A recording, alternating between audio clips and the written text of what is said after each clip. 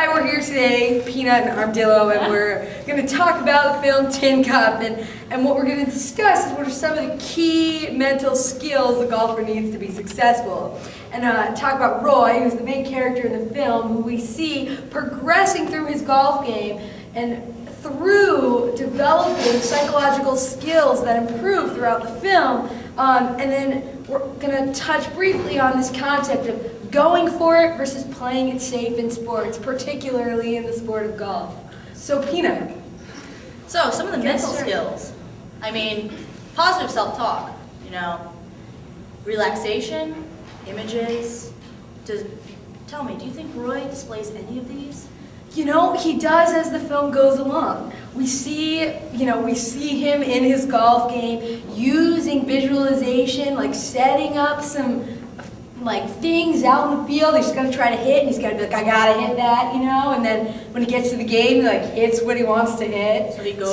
He visualizes it, and he gets in his mode and doesn't think, and then he gets to what he visualized, and it was really positive for him. Yeah. Like when he So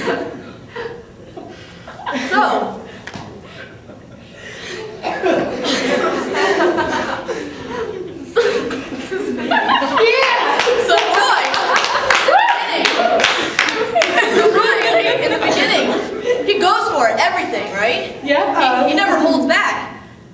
And then by the end of the film, he will sit back and relax a little bit and take the task at hand and really set himself up for a good score. Exactly. And so getting to, we saw this improvement in the film. The beginning of the film, he's not really thinking about what he's doing, but as the film goes on, Exactly. he thinks, he puts a little bit more effort into preparing psychologically, and we see him perform better. Like with the headphones and the notebook. Yeah. That really gives he recognizes that he's letting his love life interfere with his game, and then he dresses it and he deals with it, and then he's able to put it aside. And it's he put these factors of key mental skills into effect to improve his game. So now our last thing to talk about is this concept in sports about playing it safe versus going for it.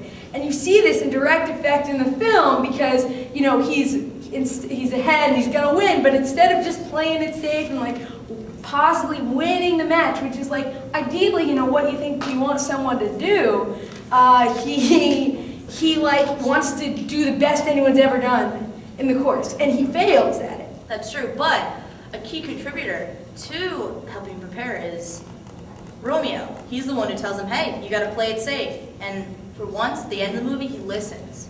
But Molly kind of interferes. But playing it safe also means holding back. And when you hold back, you never get to that optimal state of arousal. That is and when true. we talk about psychological skills, you need performance and arousal to be at their peak place in order to have that flow experience. Exactly, flow. And flow is Flow is very important. That was wonderful. One, action. Hi, my name is Sparky, and today we're going to talk about the film Tin Cup and the use of positive psychological skills. And the scene we're going to discuss is when Roy first uses positive self-talk. Roscoe, when do you think that was? Well, Sparky, I think that he displays the positive psychological skills when, in his second match to qualify for the U.S. Open, Yeah. he uses such things as positive self-talk and visualization. Yeah, getting the putt and just visualizing the ball going in. Yeah. And also, I've noticed that he had a notebook. I didn't know if he had been on the course before or if he just had roughly the numbers, yardage that he needed to do well on the course to qualify for the U.S. Open. He also uses headphones, which probably have something to help him stay focused and motivated. Yeah. But to me, that was the thing that really showed Roy first using positive psychological skills in the film Tin Cup. Yeah.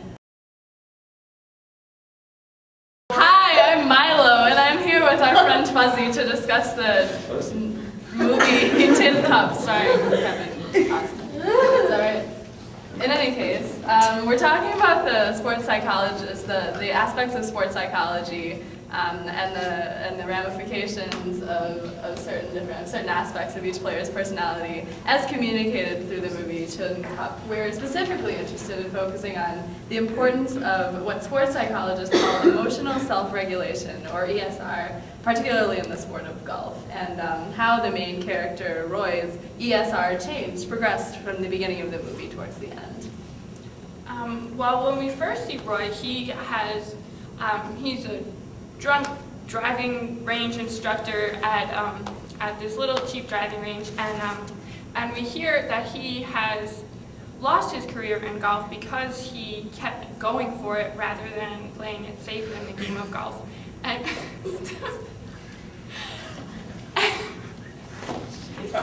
Fascinating, and it's true. Golfers are definitely faced with a quagmire. It's quite a quandary whether or not to play for the win or to take big risky shots, because big risks can often yield big rewards. But at the same time, golfers need to know when to push their limits. And one of the big problems with Roy's character is that he never knows his limit, and he constantly pushes the envelope until his envelope is pushed one too many times, and that's how he ends up losing his career. So then when he wants to get back into golf, what do we see? well, we finally see him start to shape up in his second qualifying round for the U.S. Open, and we see him start to consider the consequences of him playing it safe or going for it, and deciding that it's better to play it safe and make it to the U.S. Open rather than to go for it and try to break records and not end up with the result that he wants. So that's the first time we see him use emotional self-regulation well. Sure, excellent. A big factor in Roy's progression from an extremely risky player to maybe a more moderate one is the presence of two big characters that both serve as sports psychologists. The one that he hires, Molly, and his caddy, Romeo. Can you comment on how Molly, for example, first may have positively or adversely affected his emotional self-regulation? Well, Molly talks to him about goals and what goals he wants to reach, and I think that she has the effect of making him see that he wants to reach a certain goal rather than break records or have the possibility of not reaching that goal. And I think that actually Romeo helps with that too, and they both kind of serve to remind him of what he's reaching for, which is to make it to the U.S. Open. Except for we see in the last scene that Molly kind of changes her stance, and Roy goes with her and loses his emotional self-regulation, which causes him to lose the U.S. Open. So do you think that Molly as a whole is a positive or a negative factor? Because you do see a lot of points at which she seems to throw his emotions out of whack, because he clearly is, as he said, I don't want therapy, I want you. That was such an epic scene. What did you think about that? Well, we saw the result of that being that he got the shanks as he was preparing for the Open, and I think that Molly overall was a larger distraction than he was help, and that really didn't help him regulate his emotions at all. Instead, he was so focused on something else that he wasn't concentrating on his emotions as they pertain to golf. I agree, definitely. And I think Romeo helps to kind of serve as a balancing factor to Molly, and helps, he helps Tin Cup get his emotions back on track, and helps him learn positive self-regulation, especially when he's having trouble with the shanks. In that scene in which Romeo tells him to stick a pin behind his ear and flip his visor back around, it's a way of getting Roy's mind off of Molly, and then he gets his shots back.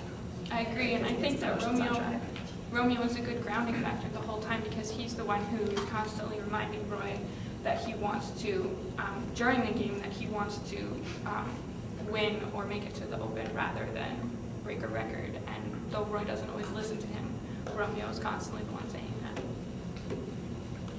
Very good.